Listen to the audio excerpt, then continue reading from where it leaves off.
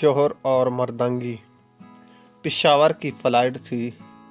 जब जहाज़ ने कराची से टेक ऑफ किया तो 15 मिनट के बाद साथ वाली निश्त से कुछ जनाना चीखों पुकार की आवाज़ें आने लगीं। मुड़कर देखा तो एक औरत अपने शोहर पर चिल्ला रही थी और शोहर बेचारा हाथ जोड़कर घबराई हुई आवाज़ में उसे चुप कराए जा रहा था।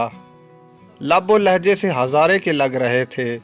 औरत कहने लगी, अगर तुम मुझे अपनाना चाहते हो तो पहले वाली को तलाक दो, वरना फिर मुझे दे दो। शोहर फिर दबे लफ्ज़ों में उससे अल्तजाएं करता रहा, मगर वो और शेर होती जा रही थी। शोर जब हद से ज़्यादा बुलंद हुआ तो फ़ज़ाई मेज़बान आ गई। उसने बड़े पेशावराना लहजे में दोनों मियाँ बीवी से पूछा कि मैं आपकी क्या खिदमत कर सकती हूँ। आगे से खातून ने चीख कर उसे दफ़ा होने को कहा। वो बेचारी अपना सा मुँह लेकर चली गई। शोहर की हालत तिदनी थी।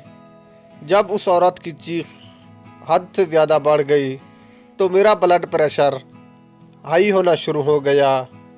मज़ीद बर्दाश्त ना पाकर मैं अपनी सीट से उठा और उनके करीब चला गया और उस मर्द से पूछा कि ये मौसूफ़ा आपकी क्या लगती है। कहने लगा, बेगम है। मैंने कहा कि बड़े ही बेगैरत किस्म के शोहर हो, बीवी को इतना सर पर नहीं चढ़ाते, लगा दो इसके मुंह पर एक चमाट, या ये काम भी मैं ही कर लूं।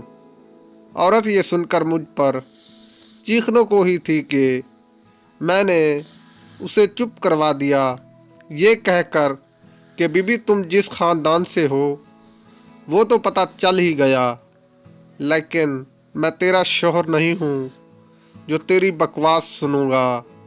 अब अगर एक लफ्ज़ भी मुंह से फूटा तो कान लाल कर दूंगा। 18,000 का टिकट लिया है अपनी सहूलत के लिए, ना कि तेरी चीख नुमा कमेंट्री सुनने के लिए।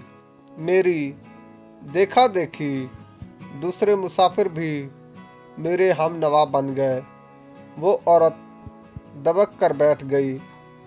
मैं फ़ाखराना अंदाज में अपनी मूंछों को ताव देता हुआ सीट पर आकर बैठ गया और फिर मेरे वाली शुरू हो गई।